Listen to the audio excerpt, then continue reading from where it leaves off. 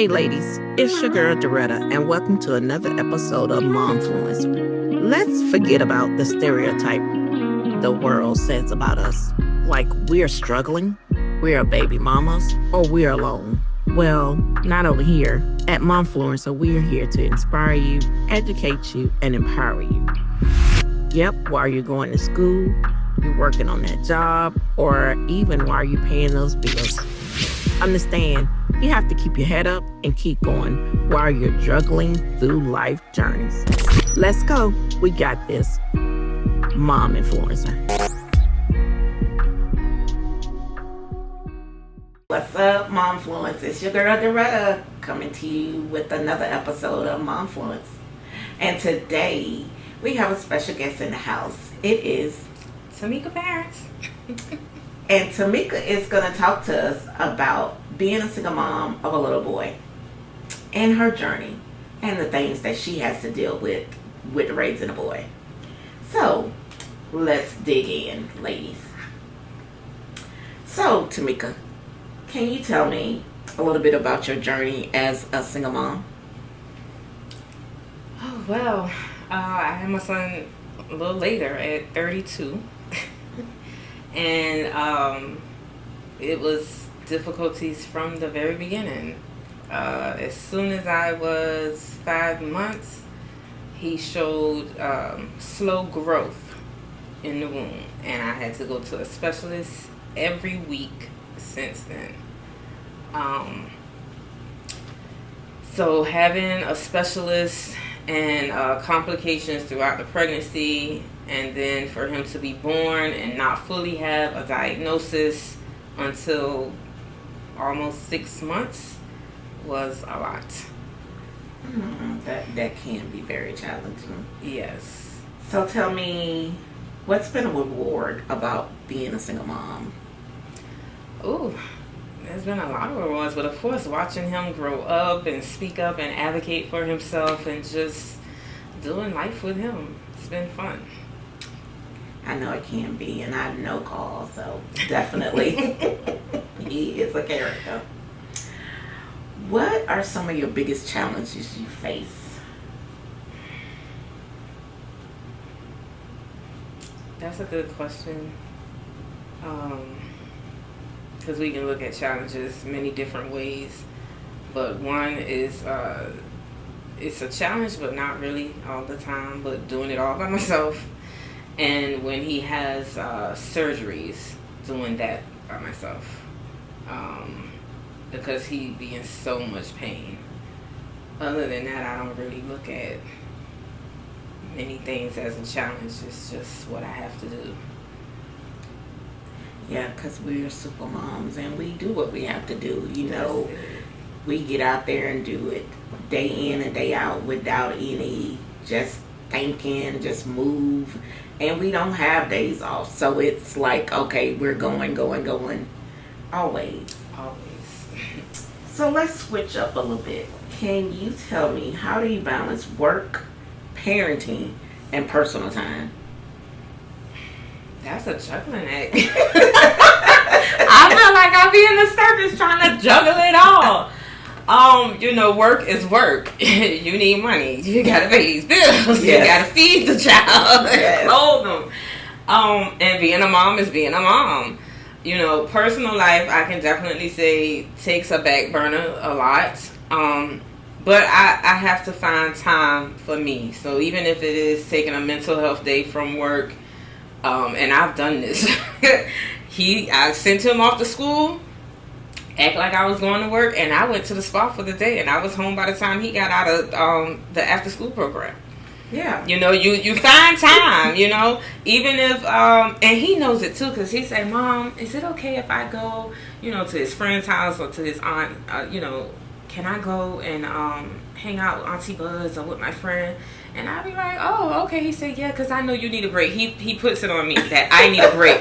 But sometimes he be wanting a break from me too, and that's fine. And I'd be like, yeah, go ahead. You can go ahead. That is true. We definitely have to get our time in for ourselves. One thing I learned this weekend is you have to put yourself first. We as moms always looking to do for our children, but we always put ourselves last, and we have to. And if you all remember one of my past podcast episodes, I talked about what are you doing for yourself, making sure you have time for yourself. Self-care is so important. So that is true. You got to. And I like that idea of just, oh, okay, I'm going to take this day for myself and I'm going to go while you in school. Yes. I'm going to have to steal that. Thank you. Have you faced any judgments from people or misconceptions about being a single mom? If so, how do you handle that? I can't really say judgment, but the misconception part is people think you don't know about resources or don't have resources. Or for my son, his condition, he has osteogenesis imperfecta, which is also known as brittle bone disease. And so a lot of people think, well, you don't drink milk, you don't get you don't get calcium. And I'm like, it's beyond that. There's no amount of milk, cheese, or any calcium that will change his condition. Like, it's a genetic condition.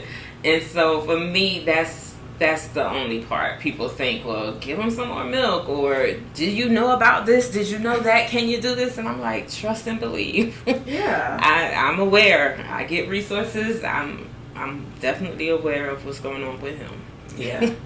And I know, for me, I know the judgment that I got was when I was pregnant with my last child. It was people at church was like, what a day. And so you lie and put this ring on because you're single. And like, oh, it's like, so I can remember that day. So when I was thinking about these questions, I was like, oh, I wonder if she faced some of the things that I faced. Like, God, why are you in my business? Just I'll say that if they thought it, they never brought it to me. And all I can say is thank God. Because who knows what kind of person they would have got from me. But I mean, life is life. Yeah. You have a relationship and you think in your mind, oh, we're going to have a baby, we're going to get married, this is going to happen, and oh, oops, we didn't mean, whatever. But things happen and, Exactly. it don't always work out the way you plan. So it is what it is. Life's not going to stop. You have to keep moving on. So, no, I don't think anybody ever judged me. I mean, like I said, if they thought whatever, they never brought it to me. So. Exactly. So let's talk a little bit about parenting and child development. How do you navigate difficult conversations with your child about family dynamics? I'm just honest. I'm honest and straightforward. I tell him things on his level where he can understand. And as needed. It's not like I'm just spilling everything to him. But if he has questions about things, I'm telling him the truth. I'm not going to lie to him for anybody or about anybody. I'm going to tell the truth. Yeah. In terms that he understands on his little 8-year-old level. So, there has been times difficult conversations come up about where's this person, why this one don't call, or where's that one. And I just let him know, just because somebody is an adult, it doesn't mean that they always do what's right. I like that. And adults get things wrong too. Adults will have to apologize and face consequences too. So just because they're an adult, it doesn't mean they always do what's right. And so he understands that. Some people do things that are wrong, and it's okay, So I just have an honest conversation with him. My mom always say, y'all talk like brother and sister or something. And I'm like, no, but I'm not going to lie, Yeah. I think people think just because they're a child, they don't have the capacity to handle certain things.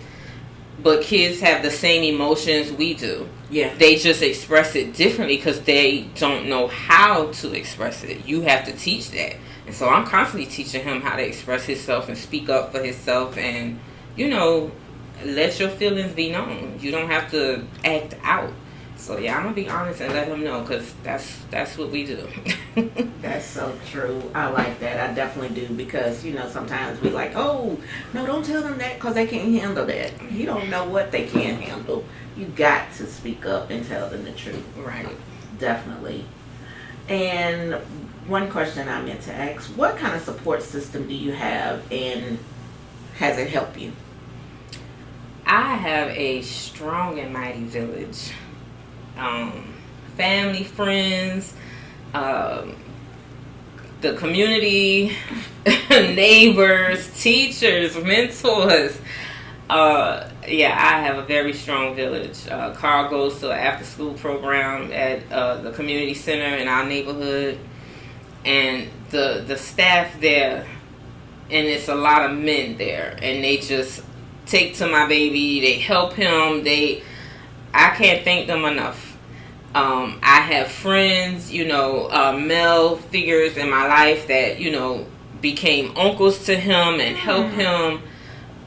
My friends, like the teachers, the staff, even the other day he had an incident at school and they stepped in and followed things to the T.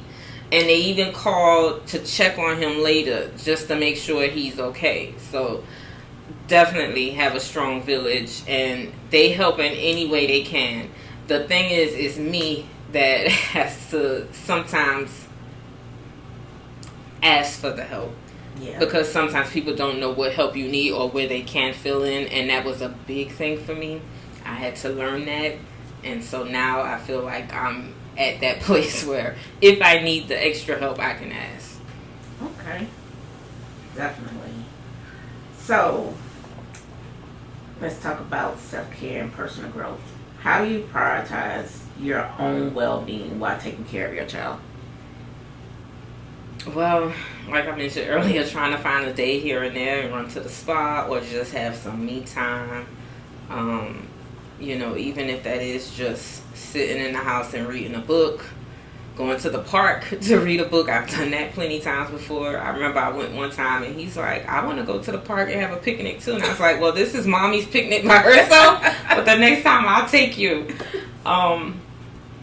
Like you mentioned, we have to find time to put us first, and it can be a lot, like I said earlier, trying to juggle it all, but just finding time, to put that in. And for me, I have such a strict schedule of, work and school and homework and dinner and bed. We get so caught up in that sometimes, like on the weekend or just playing hooky and going to the spa, whatever. You just have to cut out the time. You have to make the time to try to definitely find things for yourself. Yes.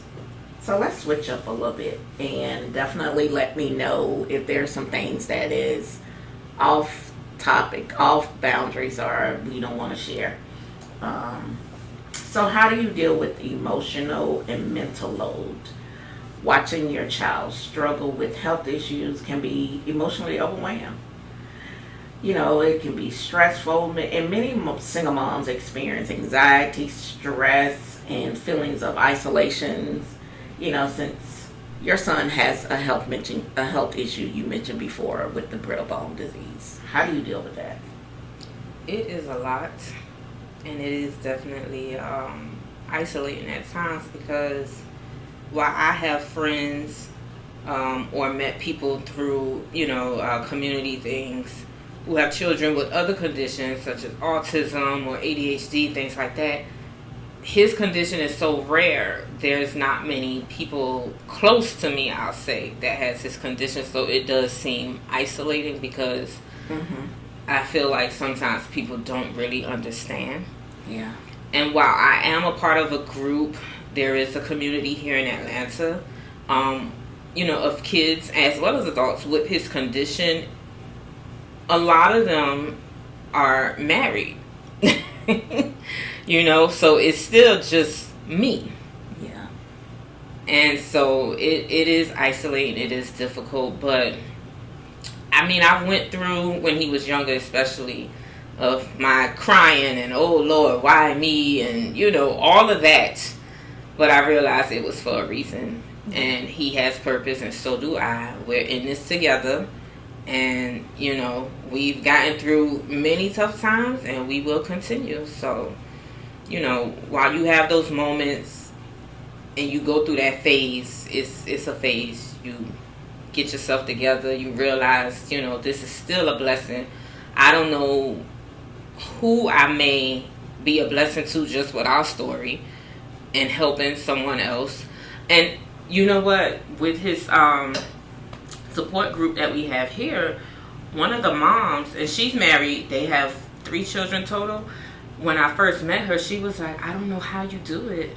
And it's just you. She said, it'd be me and my husband, and if he can't make it, I go crazy. She said, but girl, you be here and you do it all. And I said, well, I have no choice. We done been through this. And see, I think Carl is like 3 years older than her son. And I'm like, we've been through this for a while. I just have no choice. You just have to figure it out, you know?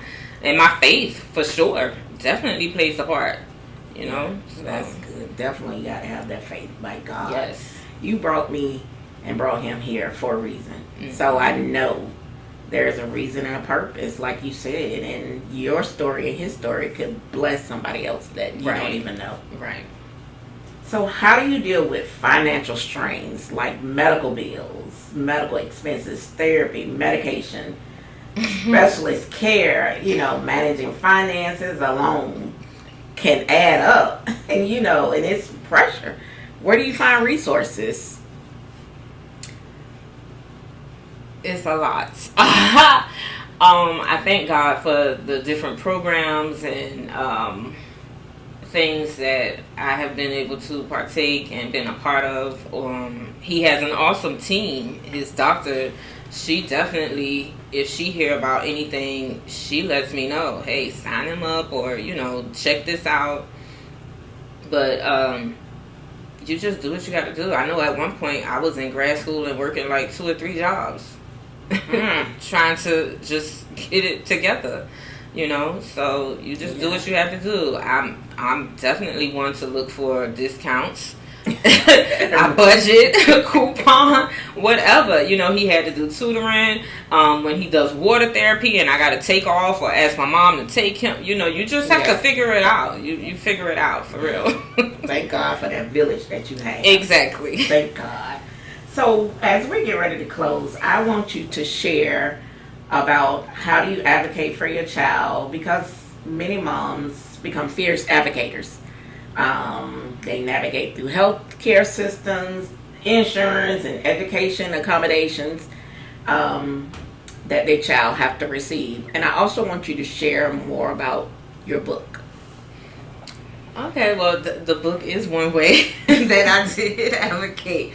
But I know that I'm his biggest advocate, so I have to speak up for him until he was able to speak up for himself. And that's another thing I believed in, teaching him how to speak up and advocate for himself. So much so that I've noticed we would go to the playground sometime, and if the kids were playing too rough or running too close, he would tell them, hey, back up, or I'm going to go away because y'all playing kind of rough and I got brittle bones. And I remember the first time I heard that, I was like, go ahead, boy. That's my boy speaking up. Like, he know how to speak up, and he's very self-aware. And so I made sure that I taught him, because I'm not going to always be here. One day we all going to go. And I need him to be able to stand up and know how to advocate for him. So I definitely did my part with seeking help, asking doctors, seeking resources and doing the things I need to do, but I also make sure that I teach him. Mm-hmm. And you mentioned the book, so I did write a book about my son, The Adventures of Carl and Friends, A Playdate with Carl. And so this book is about his condition and how when he met a friend, he was walking and he was fine, and then he was playing and he hurt himself and broke his leg, and the next day the friend was like, well, you can't play with me no more.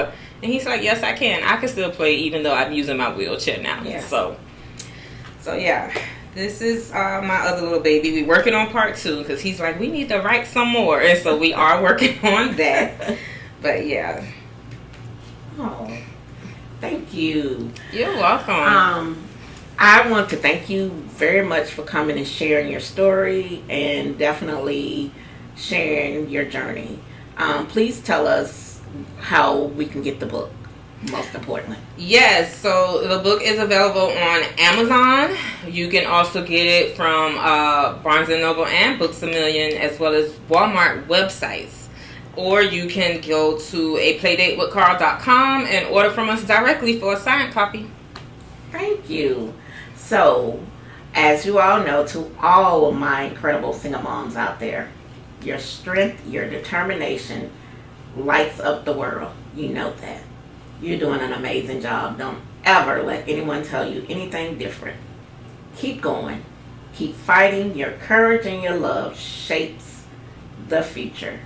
Love you, Doretta. Thank you, Tamekia, for being my guest today. You're welcome. Thank you for having me.